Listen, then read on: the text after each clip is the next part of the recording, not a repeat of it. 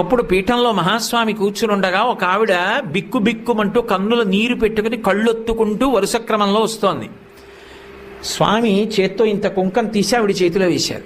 ఆవిడ తీసుకోకుండా చెయ్యి వెనక్కి తీసేసుకొని కళ్ళ నీళ్లు పెట్టుకుని పక్కకి వెళ్ళిపోయింది. అందరూ వచ్చి అయ్యో అయ్యో అయ్యో మహాస్వామి చేత్తో కుంకం ఇస్తే పుచ్చుకోవా, ఇంతకన్నా అన్యాయం ఉందా, పుచ్చుకోమ్మా అన్నారు.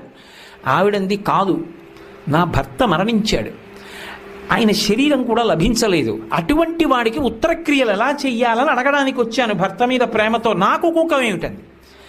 అమ్మా కాదు, ఆయన చేత్తో ఇచ్చారంటే ఏదో ఉంది, త్రికాలవేది, పుచ్చుకో అన్నారు. కాదనలేక ఆవిడ చేయి చాపింది.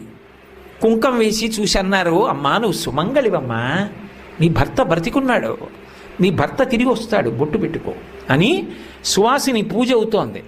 ఆ సువాసిని పిలిచి ఈవిడ కొప్పులో పూలు తురమండన్నారు. ఆవిడ కొప్పు నిండా మల్లెపూలు